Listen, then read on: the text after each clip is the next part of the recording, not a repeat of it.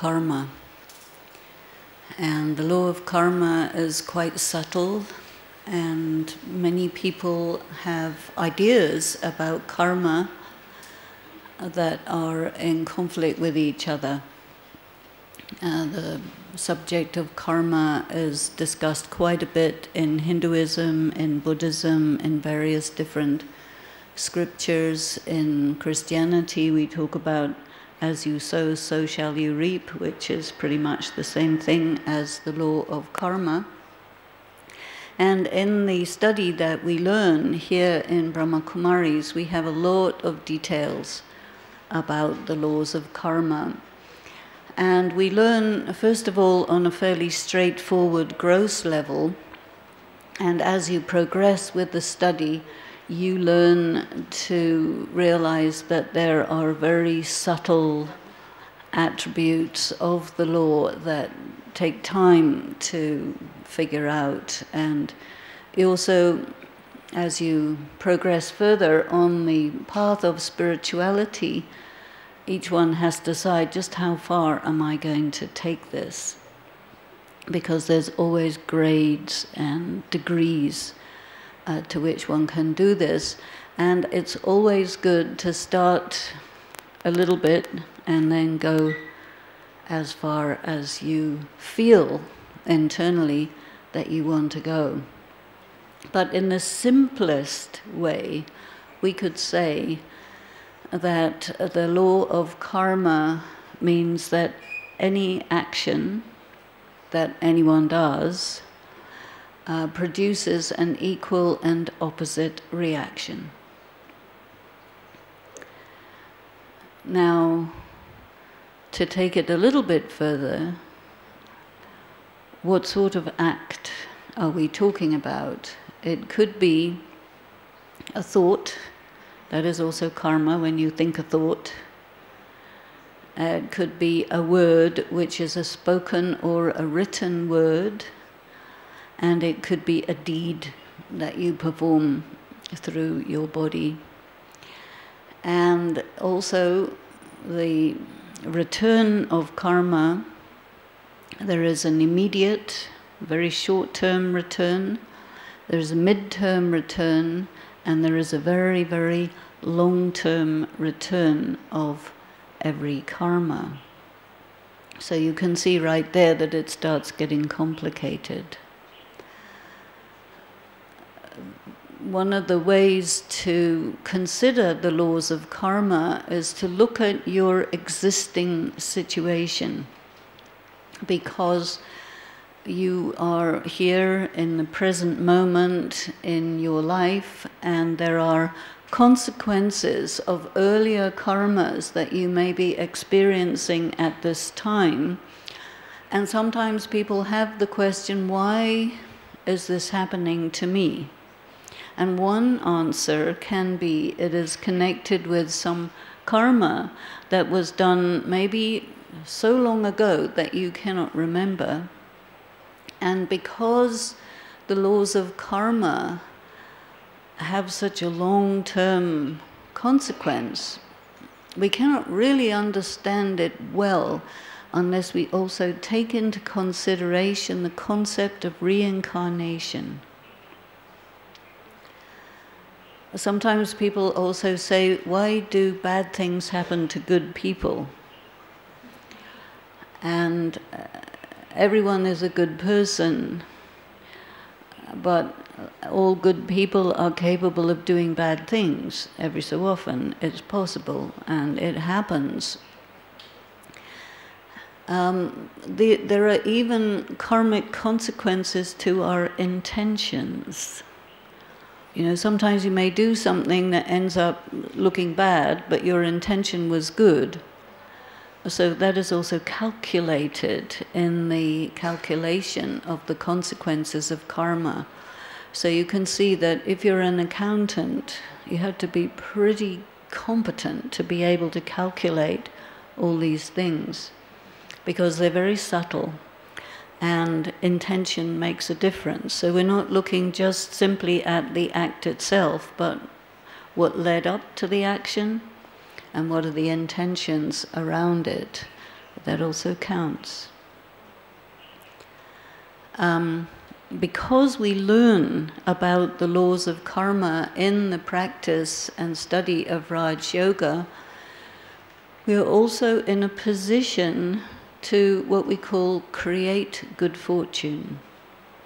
So good fortune is an expression that refers to the beneficial consequences of having done karma, which is calculated to produce the best possible results. And sometimes people speak of luck or fortune as if it's something that happens by itself. But when you look at it in terms of the laws of karma, there's nothing like luck. You did something, there will be a consequence. You do something which puts you in debt, you will have to pay.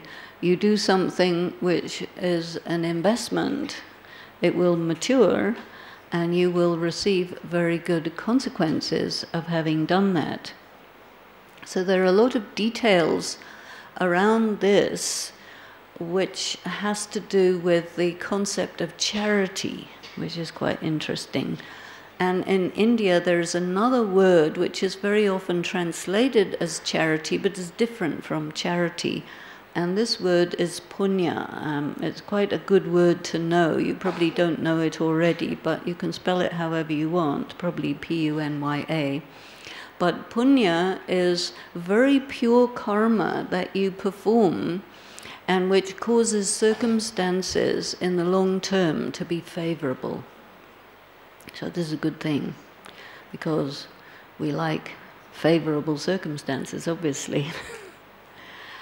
Because of a number of reasons, one of which is that the laws of karma are sometimes presented to people very inaccurately. They will perform karma in good faith that ends up not being good karma. But because it's performed in good faith, that good faith is calculated also in the consequences. So sometimes you do something really bad in good faith, and it gets very complex.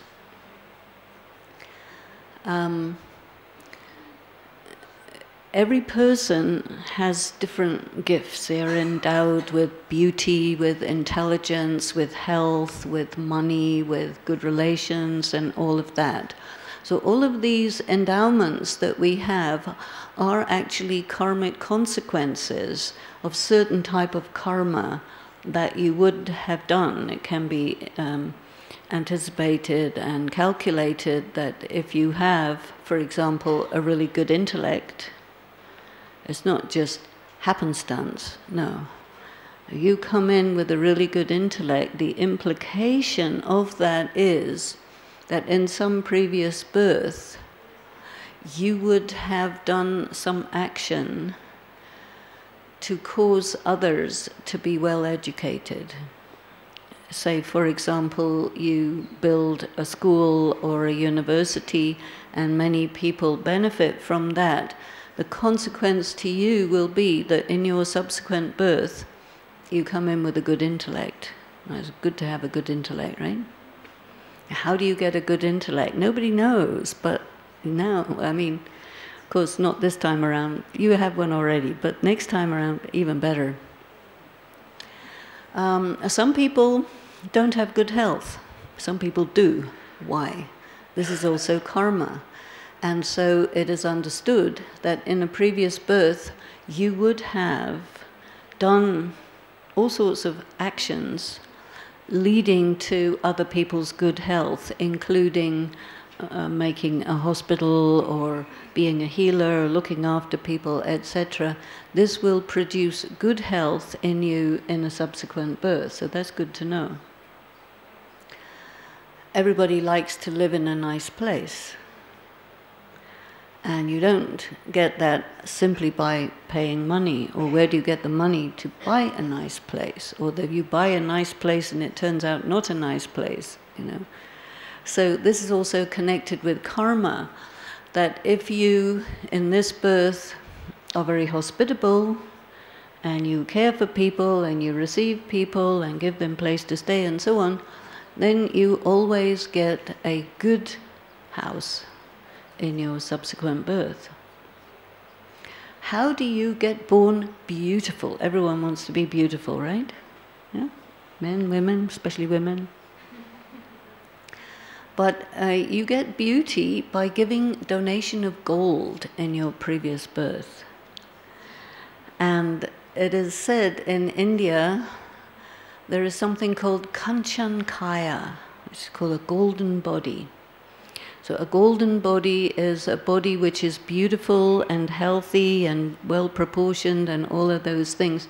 This is a consequence of giving gold in a previous birth. So it's quite interesting, huh? And what else do you want? Good relationships. So good relationships is also connected with karma in a previous birth of understanding the laws of relationships. And in India, there are masses and masses of scriptures and sacred texts, and some of them have to do with what you should do in order to ensure good relationships.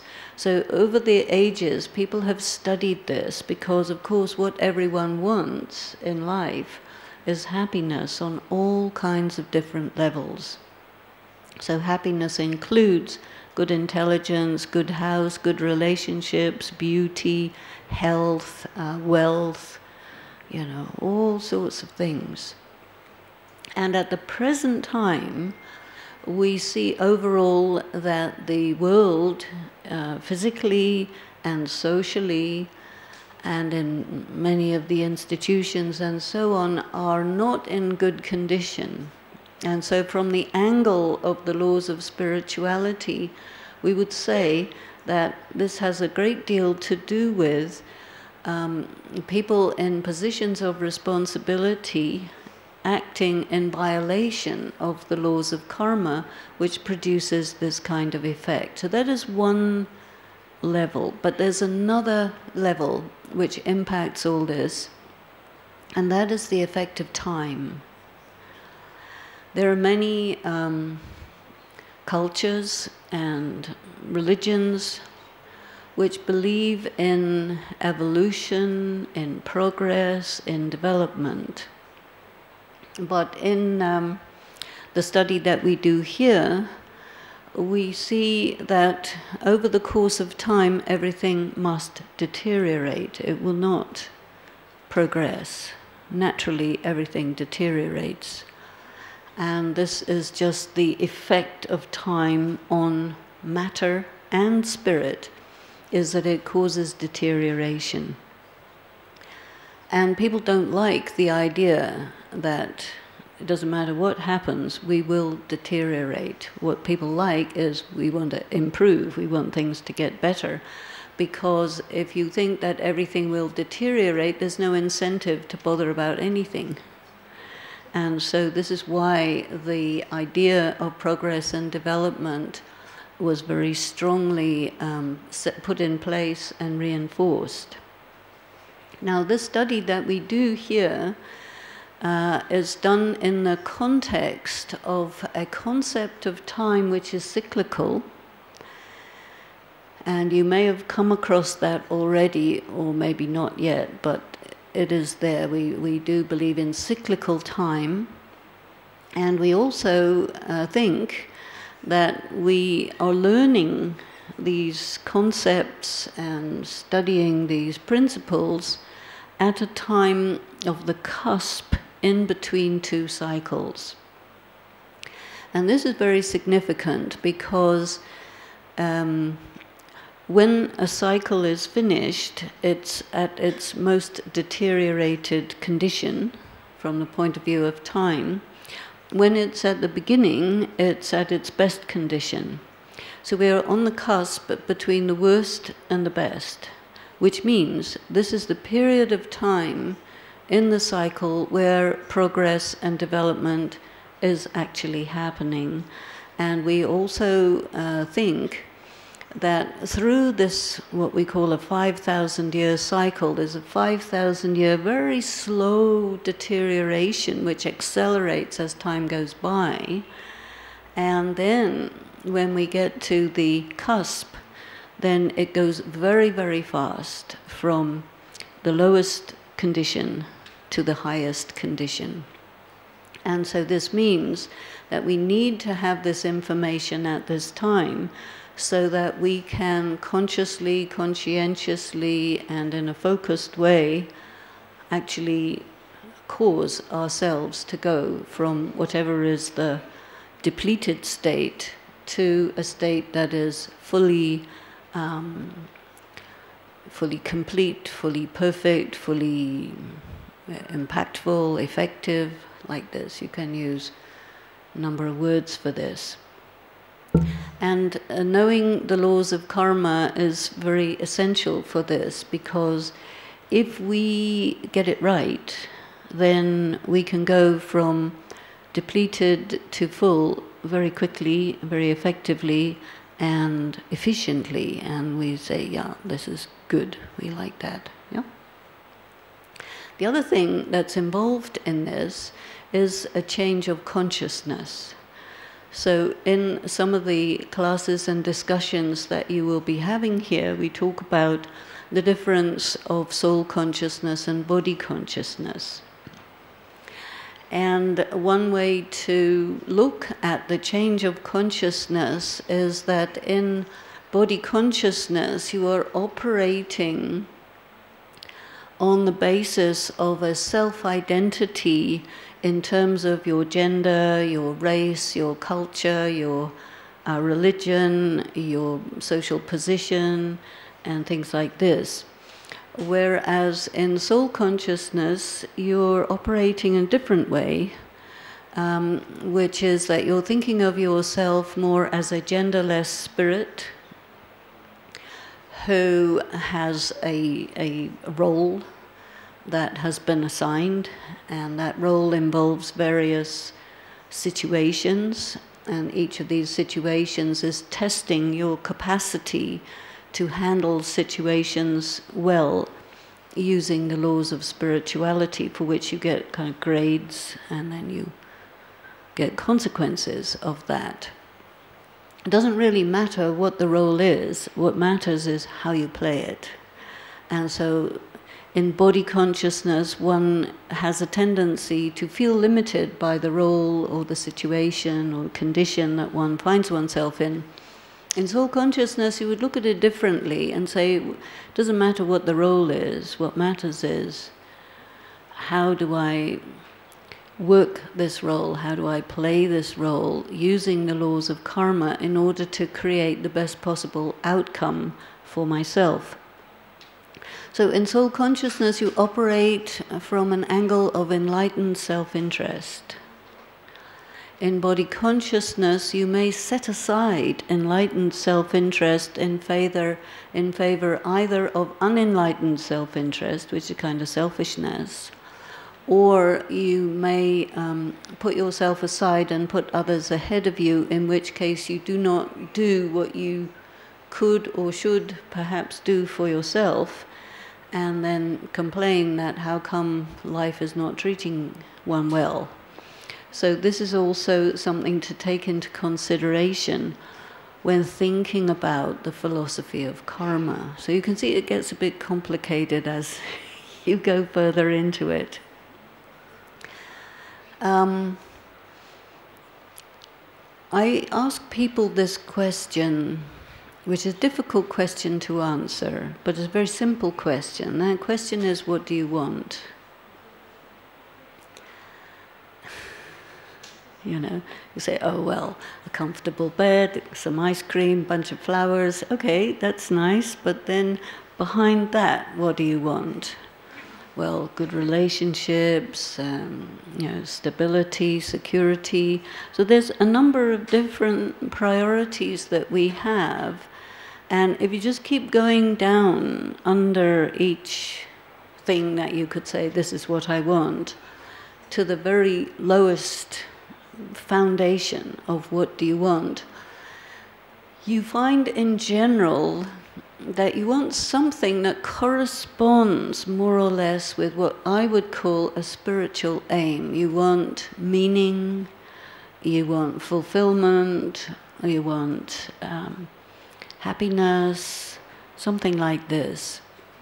And so once you've identified your fundamental foundation desire, where desire doesn't mean something bad, but desire means something very, very real, your heart's desire. This word desire is ambivalent because very often people say, well, desire is bad. Okay, but bad desires are bad desires. But there are desires which are extremely high aims in life. They can also be called desires. So it actually should be considered as a neutral word. But the deepest desire of your being is going to be something very elevated. And I think that when one is thinking about matters of the spirit and so on, it's a very good idea to pinpoint, what is it that motivates me in the most fundamental place? Because then you can gear your karma towards that and towards the accomplishment and fulfillment of that desire. And for many, the desire would be similar, but yet for each one, it's quite individual in how you would feel about it and how you would want to play it out. And everyone arrives in this body in a particular circumstance. And each and every one of us has our strengths and our weaknesses. And so it's also a very good idea to do a SWOT analysis of oneself, your strengths, your weaknesses, your opportunities, and your threats, because then you know a bit better the context that you're working in. Social context could be the context of your physical body's health. It could be economic. There are many, many aspects of this. The other element to consider, so one is the laws of karma, one is the effect of time, and then the other is destiny, because there is such a thing as destiny. Do you think? Have you got a destiny? Because in this spiritual study and practice, we do have to take into consideration the concept of destiny or preordination, you see. And you have to balance all of these things out together, and it's quite complicated. Every time I add another dimension, it's like, oh, how do I calculate this? But there it is. And I think the best way is to play with it, like children play with toys and just feel it out. And, when you want something to be in balance, you just have to bear in mind that the balance has to continuously get renegotiated, and it's a very fluid thing. So how do we get a sense of which force is operating, or the dominant force that's operating moment to moment? Because every moment in time has a different characteristic. And in India, they have figured out that in any 24-hour period, there are certain times which have certain influences which are not the same as other influences, and they call this Mahurat. So people's life will be calculated and designed according to these time periods, where certain time is favorable for certain activity and other time is favorable for other activity. And you find in the workplace, when people are working on shift work, that it's very bad for them to work night, for example, because it's not a good time to work. It's a better time for sleeping. So if you're sleeping when you should be working, you won't sleep so well. And when you're working when you should be sleeping, you won't work so well. But people do it anyway because they need the money. But in order to have an ideal life with all the different elements in place, it's a good idea to understand these moharat. So for example, people ask us, why do you have to get up so early to meditate? Couldn't you just do it at 8 o'clock in the morning, you know? But it's because what we call Amrita Vela is also called Brahma Muhurat. So this is the best time to meditate. Anywhere between like 2 and 5 in the morning, good time to meditate. So if you meditate when it's a good time to meditate, it's better than meditating when it's a bad time to meditate. It's more difficult. And as I said, the best time for sleeping is between 10 p.m. and 2 a.m. You know, if you need a bit more than 3 a.m., whatever. And then in the afternoon, you know, siesta time, that's a good time to have a siesta. Because when you try and work in the afternoon, it's less effective. And it's a better time to have a little nap and rest. Yeah? So, like this, better times to eat, not good times to eat, all of this is part of it. And it impacts your karma. You know, if you eat really late at night, then you can't digest, then you don't have good sleep, and you wake up uncomfortable, it's because it's not a good time to eat. But it may be fashionable.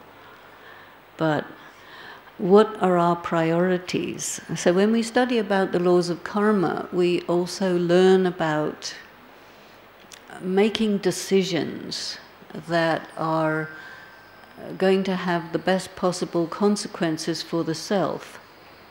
And when you do something that's really good for yourself, in the sense of enlightened self-interest, as compared with selfishness, which is where it's good for you but bad for somebody else. So that will be calculated in your karmic account with some minus points. So when you do something with enlightened self-interest, it means not only it's good for you, it's also good for other people. And whenever you do something which is good for other people, their thoughts about you are positive, because there is a certain reciprocation that takes place, and we call this blessings. Yeah, if you do something good for somebody, they will give you blessings, this kind of gratitude. And there's an energy that comes to you, and that is like a plus in your karmic reservoir. So this is also a good thing to have. Destiny is quite a tricky thing to put your finger on. But you know, sometimes you may have the feeling, I wonder what I'm supposed to be doing. Do you have this question? Yeah, what am I supposed to be doing? What is my life supposed to be about? And when I come across this sentence, I consider that it is a little gateway into trying to figure out what is there in my destiny. And you know that many people, they love to get their palm read or their astrology chart done because they want to know, you know, what is laid out for me in destiny. Because if you do what is there in your destiny, then you're not in conflict with your destiny. There is some films about this. There's one called The Dead Poet Society. Do you know this one? Dead Poet Society, where this one young boy really felt his destiny to be an actor. And his father said, no, no, no, actor, what is that? You can't be an actor, you've got to be a lawyer or something like that. And eventually he committed suicide because he was prevented from doing what he was designed for. And I'm sure this doesn't normally end up in suicide, but it may very well end up in a feeling that their life has been ruined, or someone has messed them up, or something like this. Or if you pursue this calling, this internal calling, and the rest of the people of your family are dead against it, then, you know, you have to have a break with your family. So I think that it is very useful for people to have a feeling for destiny and to honor it. Partly one needs to honor it within one's own self, and partly one needs to honor it in terms of the people who are around us, because if we have a good feeling for another person's destiny, and we support that, that is also a charitable action. That is also something that produces karmic profit, you can say. So all of these things, I feel, are very important, but they're subtle, and they do not form part of the materialist paradigm that we have grown up in. And because of this, we find ourselves needing to learn about it.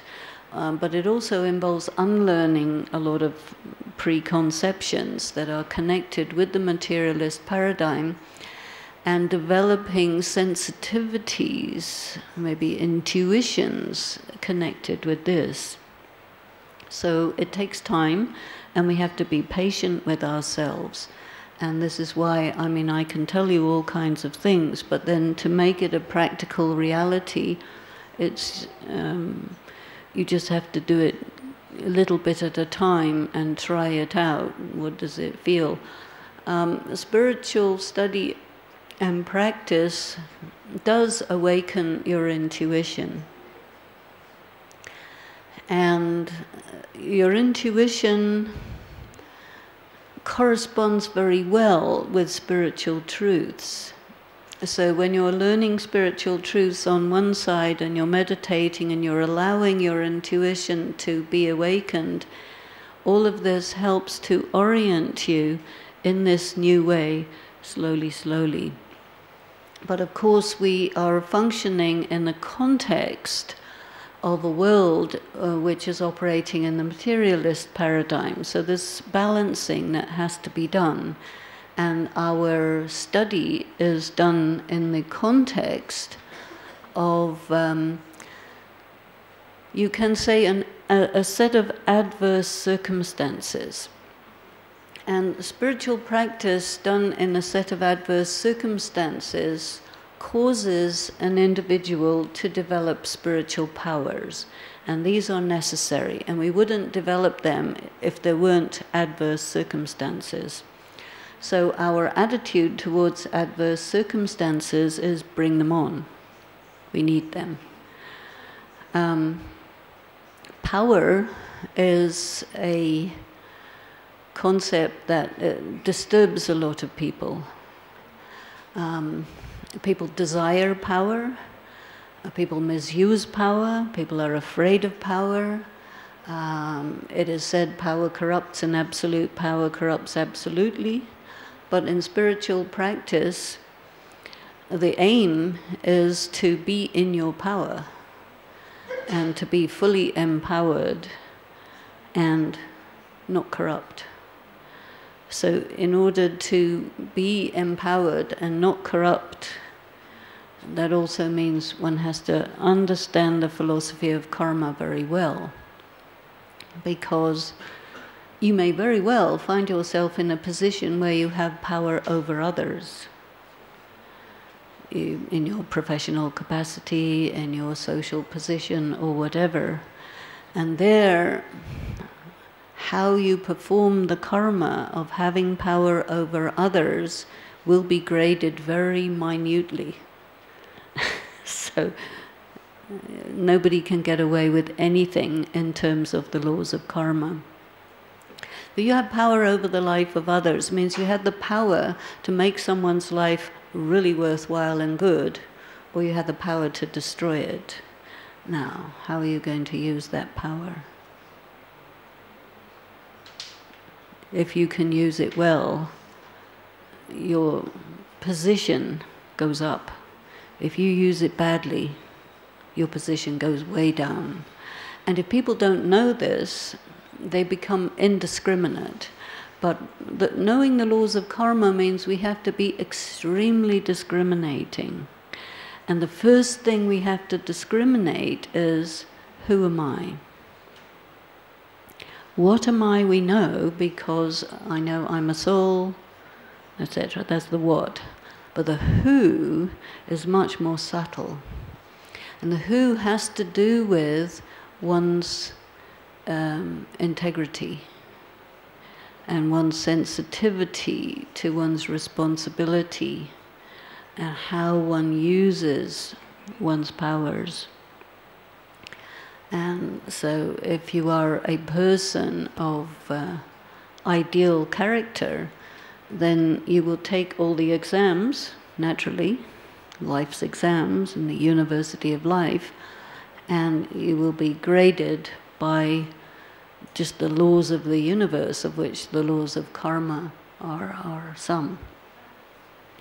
So you may have destiny to be in a position of great power. There are people, like, I think Jimmy Carter is a good example of somebody who felt that he had this destiny to become president of the United States, and he just pursued that, even though, you know, he didn't necessarily have the characteristics that you would normally connect with that. But he used to talk about that, and he did become that, you know, for a certain period of time. So like that, there are many people who feel very clearly they have a destiny. But most people, they think, yeah, I have a destiny, but I don't know what it is. And it may not be a very outstanding destiny, but definitely there's some kind of destiny. And I think that when you're growing up in your teenage period, and you have to make choices, will I get married, have a family? Will I become a professional? Where shall I live? You know, there's all of these questions, and sometimes people really try and go inside and have a feel for it, and then make their choices based on a kind of a gut feeling. So you have a combination of your education, your family influence, your internal influences, many, many things, and then we make decisions.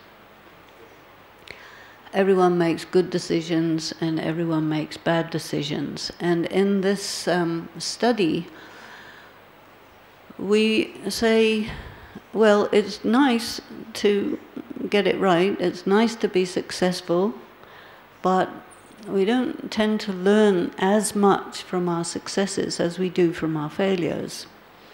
And because our failures really cause us to have to really think and look into, okay, what did I do that created this failure? Sometimes we learn very important lessons from our failures which carry us to subsequent success. So that made that failure actually part of our success. So our attitude towards success and failure is much more, I guess, the same. And in the Gita, which is very often referred to in our studies, in the Gita it says you be equal in the face of all the pairs of opposites. But it also talks a lot about the laws of karma. And one of the things it says is you have a right to act, but you do not have a right to dictate the consequences of the action. And so it is said, do not perform action with a view to what you can get out of it. Perform action because it's a good thing to do that, rather than what you can get out of it. And that, again, is a much higher quality of karma than action where you're looking for the particular consequences. When you know the philosophy of karma and you do correct action, you know that there will be a good consequence. You cannot deceive yourself into thinking, I am not getting anything out of this. You will get something out of it, but you're not doing it for that purpose. You're doing it because it's a good thing to do. See the difference? Now, we all have to decide upon, from this present moment to the future, how will I conduct myself? So here we are in a place of study, learning about how life works from the angle of the laws of spirituality. And so it is asking us to look at our patterns. All of us act according to our normal patterns. And these patterns are, in our vocabulary, we call this sanskaras. You must have come across this word already, sanskaras. So there is a deep connection between the word karma and the word sanskara. So normally speaking, we will perform our karma according to our sanskaras. That means our existing internal patterns of behavior. And in addition, whatever karma we do will reinforce existing sanskaras or create new ones or whatever. So if we want to continue our life in the same direction that it's going, then we just carry on doing what we've all been doing all this time. But generally speaking, people like to improve, and so they would like to make some change or slight deviation in the direction of their life. So the first thing we have to do is to ascertain and define for ourselves, where am I going? And where have I come from? So that we can ascertain what is my direction.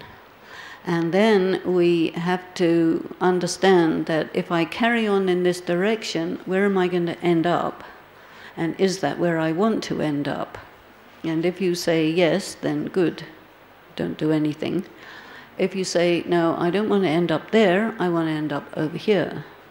So then you have to look carefully at the laws of karma and see what kind of karma should I be doing if I want to arrive there instead of over there. And if you want to change your karma, it means you have to change your sanskaras. And that requires a lot of power. And if you want to change your sanskaras, then you need to have inner power, what we call power of yoga. So you must look at the sanskaras that you have, which are contrary to your stated principles of life. Someone may say, you know, in my life I live by the principle of honesty, but they're dishonest in various ways. So that means there is a disconnect between the stated values and what they actually do. So that means that this deviation from the track that you say that you're on has to be changed. And for that, you have to look at, okay, if I lie, if I do some dishonest action, why? Because I claim to be an honest person. So that means we have to do rigorous self-inventory. And rigorous self-inventory is very time-consuming, so you can't do that all the time. But every so often, to do a rigorous self-inventory is very valuable, because then you can see clearly how you deviate from what you say you are and why. because these deviations always occur in some circumstance which triggers it. And that trigger causes you to deviate because it's more powerful than your will. So one of the obstacles in this kind of practice is a failure of the power of the will. And that corresponds to a failure in the effectiveness and efficiency of conscience. I see. So when conscience... You have a question? Can you just say that again? Okay, I'll try. It's a really lot of information. Just that. Yes. Well, I think what I said is... The question was, can I repeat the last thing I said?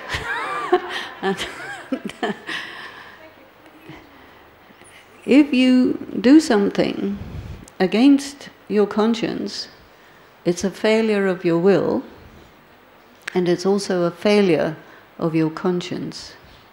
So why does your conscience not function as you would want it to? Because conscience, to me, conscience is a very, very interesting attribute of consciousness. And conscience is our guide.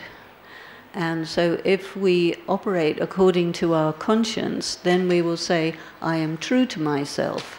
If I go against my conscience, then I'm not true to myself. Is that right? Yeah. So, but we all go against our conscience time to time. I checked with a few thousand people, and I found that mostly it's 6 or 7 times per day for your entire life after the age of 4. So that many times, depending on how old you are. So the older you are, the less good your conscience is. Well, this is scary stuff. But anyway, we go against our conscience because we do not have the power to follow it. So it's a lack of power that causes it. What kind of power do we lack? If I say, okay, I claim to be an honest person, and here's a situation, and I say a lie, why am I telling that lie? Am I telling that lie because it's not necessary to tell the truth, because if I tell the truth it will cause more harm than good, then in which case that's a good lie? And you have to evaluate that. Or am I telling the lie? Hold on, let me just deal one question at a time. Am I telling this lie because I am afraid of hurting somebody's feelings? Then that's a bad lie. Because then they will come back to me and say, how dare you lie to me, and say, oh, well, I was afraid of hurting your feelings. Well, you hurt my feelings by lying. So don't lie to me. Tell me the truth. You know, you say to children, where has grandma gone? She died, but say she's gone on holiday. Excuse me. Oh, I was afraid of hurting your feeling. Well, you jolly well hurt. You violated my rights, da da da da da. So it's, in that case, you did a bad thing because you were just not able to speak to a child about part of life, and you avoided it, and that wasn't good. But you justify to yourself. You see, oh, it's a child, therefore children, this, preconception. Not performing moral reasoning effectively. So part of study of this nature is we are compelled to develop our ability to perform moral reasoning. Otherwise, we will say, well, in our society we do it like this and therefore I did it. Excuse me, you can be punishable for that. Because that's not an excuse. But people use it. You see. So what I'm trying to say is that we need power. And you get power from a number of ways. And doing a rigorous personal inventory is very empowering, because then you see quite clearly where your shortcoming is, where you are weak, where you are afraid, where you are operating on the basis of something that if you had spelled it out for yourself in the first place, you would never have done that, because that's not what you are, except that it is what you are. So if you don't want it to be what you are, then you have to do it differently. You see what I'm saying? So this is where their self-deception is happening. And self-deception happens very easily. So the point of insertion is to pinpoint where exactly on a daily basis do I violate the voice of my own conscience. Because if you go against what somebody else says, that's understandable, you don't agree with it. But if you don't agree with yourself, what's that? That doesn't make sense. Because you figured out what your principles are, so then follow them. If you can't follow them, why? Because you're weak. And very often we don't like to admit that we're weak because it's embarrassing. And this is why we very often have to face the fact that the one thing we don't like is the truth. And when people get hauled up in front of courts, you know, and when they get exposed, they really don't like it, because their whole ego and status and everything comes falling flat, and they lose face and all of these things.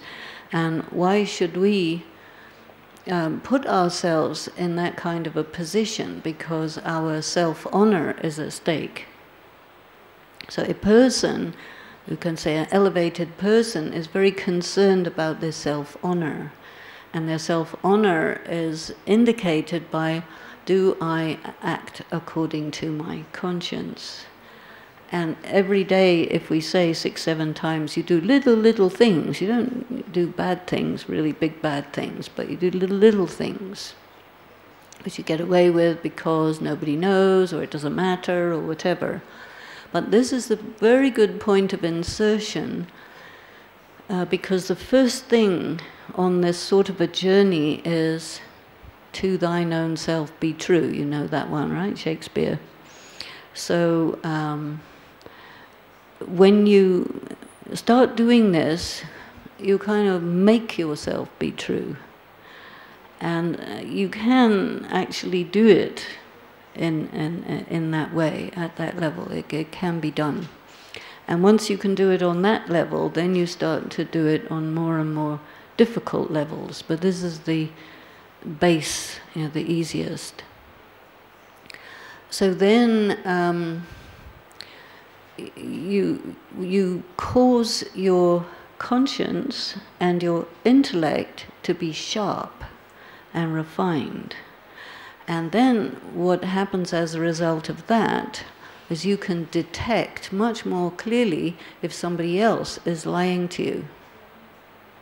You see? Because you cannot lie to an honest person, they'll see it immediately. And if you are such person that's true to yourself and cannot be deceived, that's power. That's big power, you see. And that's also self-honor, and that's also self-respect. The way the world is requires us to make many compromises. But when you're very clear, then you can make compromises where you're not at all going to get a surprise about the consequences of the compromise you make, because you can calculate it very well, you see. So all of this knowledge of the philosophy of karma enables us to calculate very effectively and accurately, if I do this, what will be the consequence? Short term, mid-term, long-term. And every time you do something right, it usually costs you a lot more than when you do something wrong. And this is why people are happy to do the wrong thing, because it's cheaper. People say it's more expensive, but it's not. It's much more expensive to do the right thing. But it's not useful to be confrontational in the process of doing the right thing. So, you know, when you want to do wise action, there's many things to take into consideration. And each and every possible consequence of what you do has to be looked at and calculated, so that when you do perform an action, the exact consequence that you predict is what actually happens. So this can be done, but it's quite an art and quite a skill. And we begin with just our personal life. And as time goes by, if we have a lot of interest in this, then we see, you know. And I'm a person who likes to check these things, whether they're true or not, you know. And so whenever I get the opportunity to check one of these spiritual laws, I will do it and just see, does this really play out this way? And I find that it does. And when you experiment with these things in your own life, and you find that, yeah, this law stands, you know, that means it is true, it gives you an added dimension of something by which you want to live, you see. I'm just thinking, I probably provoked 1 million questions in you, is that right? Yes? So I will stop here, and I've got a microphone up here, so if you have a question, if you can come up and say it in the microphone, that would be good, and then see if I can cover all the areas that you would like.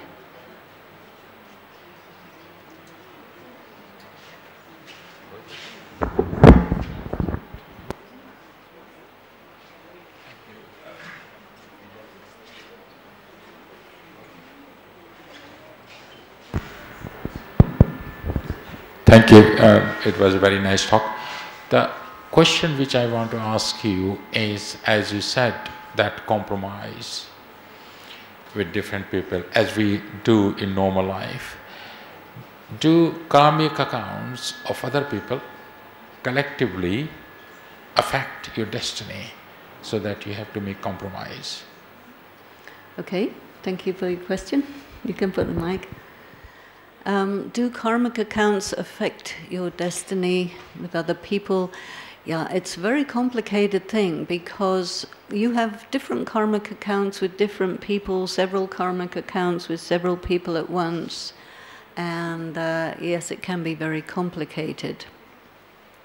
When you are faced with having to make an ethical decision, then the first thing you have to do is probably a good idea, on a piece of paper, write down all the things that are involved in that decision. Because if you miss out something, then your decision will be flawed. And it may also include having to articulate the mentality of the people who are affected by your decision. And then you have to look at the different options, because in every decision that you have to make, there is a number of options.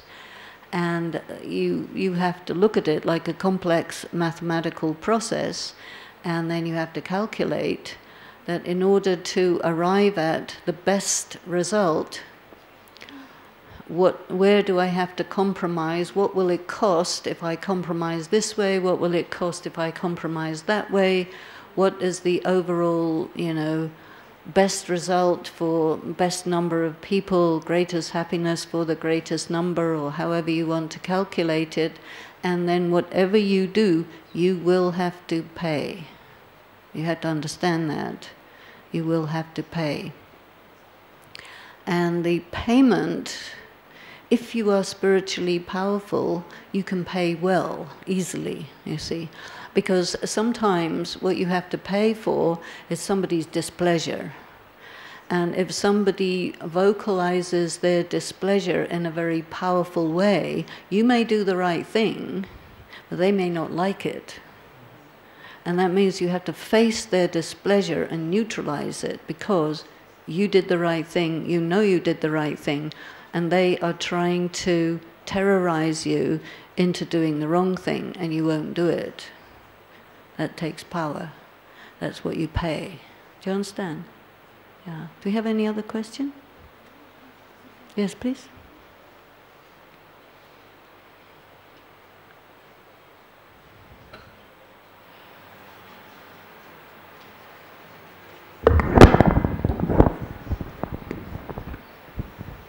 Yeah, hi once again. It's actually related to the two questions about what am I, which is well defined as a soul, but when we say who am I, and also the other question is what do I want? So how can, like in BK study, how is this manageable? Because as we know, for instance, as we may grow older, our desires may change. The things that we want may change depending on the level that we are at. So how is this manageable in the study of the BK? Yeah, really good question. Thank you. Yeah, what am I is such a manageable thing because we've got it all written out. It's easy to figure out that, but so difficult. Who am I? And what I do is I do deconstruct myself every so often. Just like you dissect a frog or something. Just put out all the pieces on a piece of wood with drawing pins. Say, okay, what have we got here? And the reason I do this is to find out whether I'm still wanting to stay on the same track. Because what I look for in myself is something coherent, something that's, you know, a direction that can carry on indefinitely. Because I'm trying to look at myself as a soul. And if there are changes, it means that I'm still limited to my bodily sense of self. And so whenever I find that, no, I'm still heading in the same direction, I feel good about myself that, yeah, you know, I've got it. I'm still going in that direction. And this question that you mentioned, what do I want, to me is a very, very key and crucial question. And I think this... you know, what I want is this true to the self.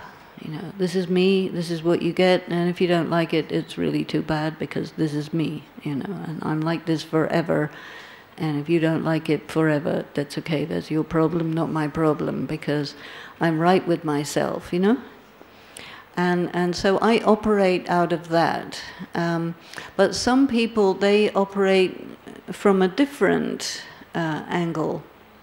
And everybody has a right to their fundamental why they exist kind of thing. And ultimately, you are answerable, you know, all by yourself. Sometimes we are shown that, okay, you, the soul, stand in between death and God. How do you feel? Are you okay with that? If you're okay, then carry on. If you're not okay, then rethink. You know? Because you kind of put yourself in these situations where excuses and deception and avoidance and all that stuff, it is irrelevant. It just doesn't play a part. And so so that, for me, that works quite nicely because these are like very important principles for me. I'm not really very good at being a people pleaser. sorry about that. But, you know, sometimes people do not want to upset somebody, you see. But I feel that if you operate like that, it's never going to work, because there's always somebody who's going to be upset, you know, and then you cannot be yourself.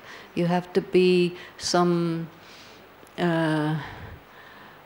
deviation from yourself, and then you're not true to yourself. So then when you die, then what? You know, this person never actually figured out who they were, or what do we want to say on your tombstone, you know? So I don't know if that answers your question. Yeah? Yes, please? Yeah.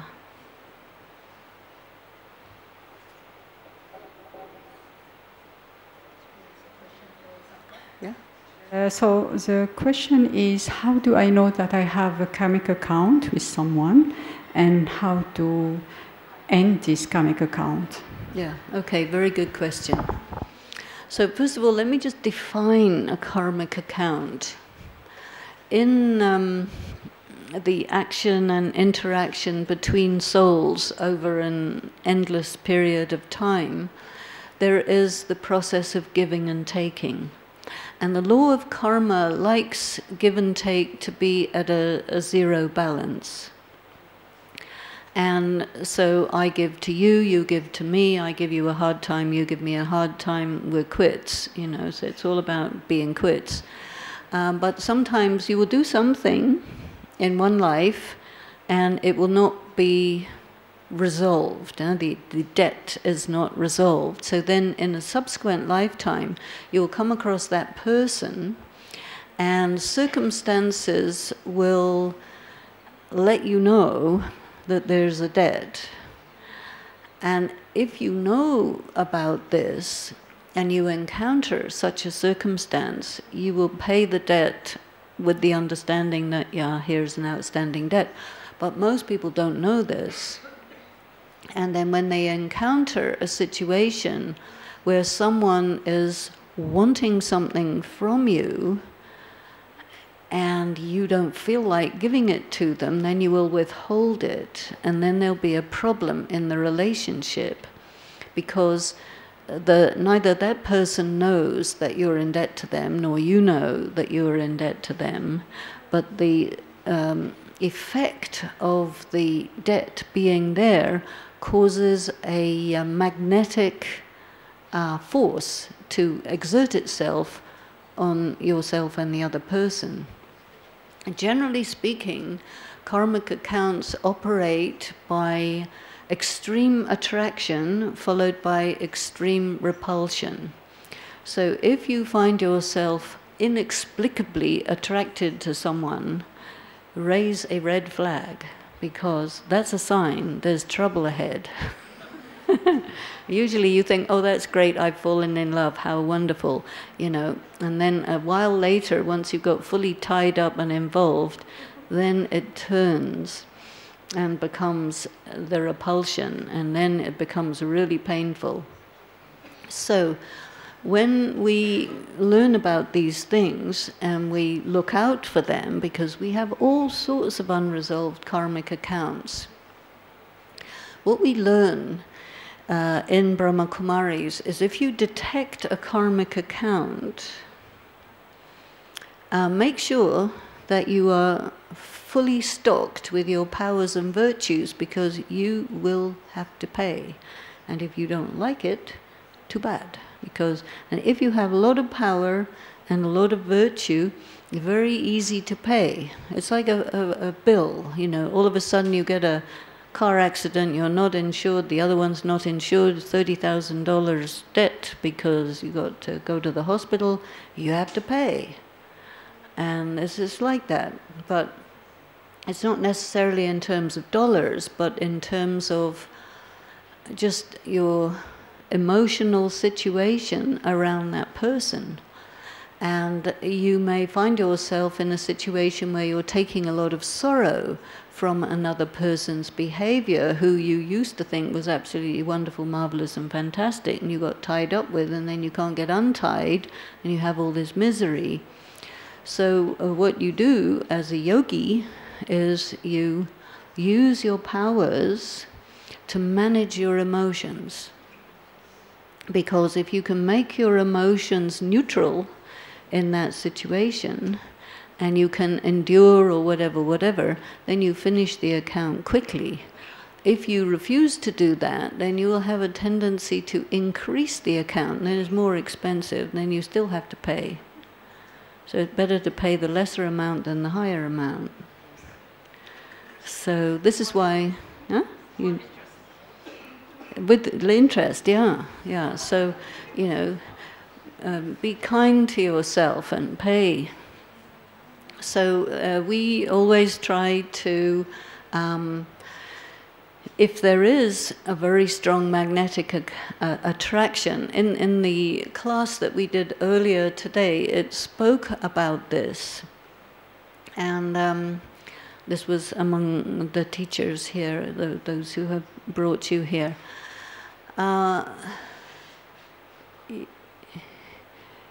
You can have an account, a relationship of bondage, or you can have a relationship of harmony. These are the two possibilities. And a relationship of bondage is where there's a karmic account. So where you detect there's a karmic account, you do everything within your power and your knowledge to neutralize that by applying your virtues and powers to the situation and being very careful to perform accurate karma. For example, if that person gives you trouble by insulting you, which is one way to go, you remain completely neutral and detached and not take revenge or any of that stuff, because the energy that you need to expend to neutralize that is the payment that you're making. If you have revenge and then it escalates and is more expensive, you end up with a war, and then it's very expensive, lots of collateral damage. So the more you know about it and the more you empower yourself, the easier it is to finish off those debts. And what we're aiming for, one of the aims of the process of Raj Yoga, is something called karma-tit. And karma-tit means that you have finished off your karmic accounts. You have no further karmic accounts. You are free, you see. And for me personally, my highest, you can say, value is freedom. I have to be free, no matter what, at any cost, you see.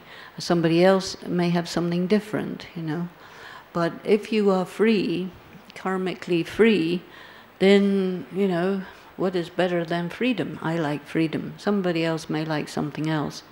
But this is why it's very good to really analyze yourself frequently so that you understand what your bottom line is, what's the most important. We may have weaknesses. We say, okay, I want to be free, but I need somebody to love me. Well, these two are mutually exclusive. Because if you need somebody to love you, then you have to give up your freedom as a compromise. So if you don't need somebody to love you because you're already feeling loved, then you're not needy, then you carry on being free and everybody love you anyway, so it's great. I mean, that's how I calculate it. Please come and talk to the microphone.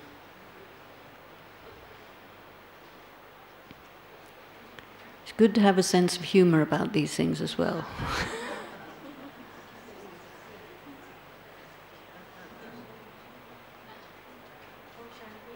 Just a sec. Yeah. Om Shanti, sister. Om Shanti. So something that's a burning question for me is, you spoke about settling your debts, right? By the virtues, bringing in the virtues, doing Raj Yoga, reaching Karma-tit stage. How does that impact you when the new cycle starts and the balance sheet is opened again? Okay, a good question. Very good question.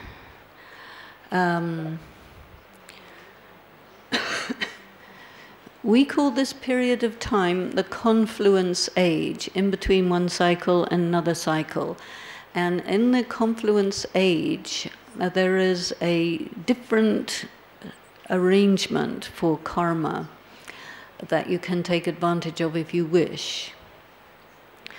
And one is to finish off your existing karmic account so that your balance sheet is zero. But you don't want to go out with a zero balance. You want a few gazillions, right? At least. So it is said to us that during this confluence age, this is a time when you can create so much karmic credit that it will last you for 21 births. Not bad. And so you need like a very large amount of karmic credit. A lot of money, a lot of land, a lot of good people, a lot of intelligence, a lot of beauty, a lot of nice house and everything, you know, and you want all of it in gigantic quantities. 21 births is a long time.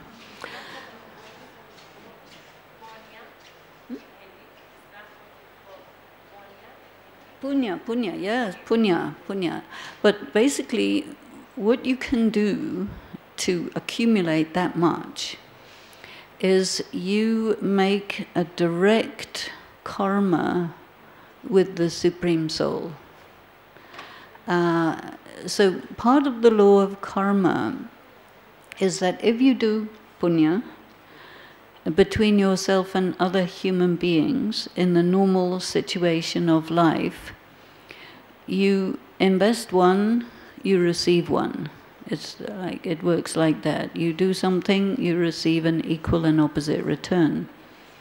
Now, if you make a karma with God, there's different arrangement. God is very rich, owner of the universe and all that, right? So this is somebody good to have an arrangement with. And because in return for one, you get thousands and thousands and thousands, you know. So if you really are concerned about the next cycle, God will say, okay, you know, I have a project, and if you wish to invest in my project, there is a very considerable return on the investment. And so if you're interested, we can talk about it. So we say, okay, that sounds good. And he says, well, my project is to make heaven on earth. I'm famous for that, you know, so that's good. And you say, yeah, well, we always thought you did it all by yourself. He said, no, I need help. And if you want to work with me on that, then there's a very good return on the investment. So we say, okay, tell me more, you know. So he says, well, first of all, you have to study all this stuff. So we say, okay, that's interesting, we'll do that.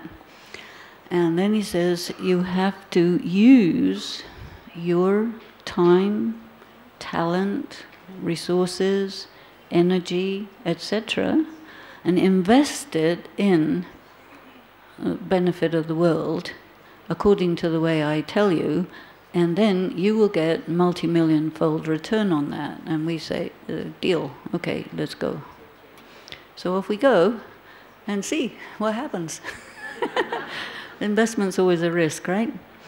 So, but that's how we create a nice, good arrangement for the beginning of the next cycle. So if it works, that's great. If it doesn't work, doesn't matter, because this is good anyway.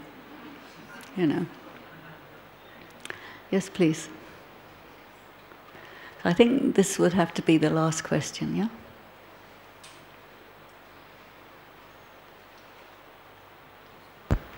Thank you so much. Om Shanti, Sister. Om Shanti. One thing that you said earlier on that really stuck to me was that the reason for our current failed relationships is because we fail to understand the laws of relationships in our subsequent lives. So in this life, how do I know that whether or not it's in my destiny or my duty to gain an understanding of these relationships in order to mend them? Or whether if it's in the works of karma that these relationships just generally don't work out and I just let them go.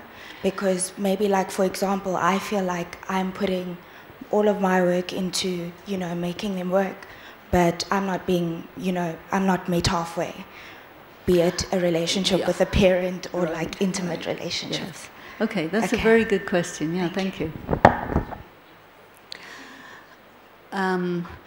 We have to decide on how we understand what is under our control and what is not under our control. Have you heard of something called the Serenity Prayer? It's like, I can never get it right, but it's something to do with, let me know the difference between what I can control and what I can't control. So what you can control is, if you want to learn about these things, put it in your destiny. Put it there, whether it's there or not, put it there, and then it is there. There are some things that you can't control. For example, you mentioned that you're not met halfway, so you can't control that. So that you have to just let it go. Whatever the other person's karma is, that's their problem. But what is within your jurisdiction is, I'm doing the work on this relationship, I'm learning about the knowledge of relationships, and I'm doing my bit, and then the rest, you just let it go. Because there are just things that you can't control, and you really can't control whether other people are sensible or not. And that's just the way they are. Yeah. Okay, well, thank you very much for your kind attention, and let's finish with a few moments of silence. Thank you. Om Shanti.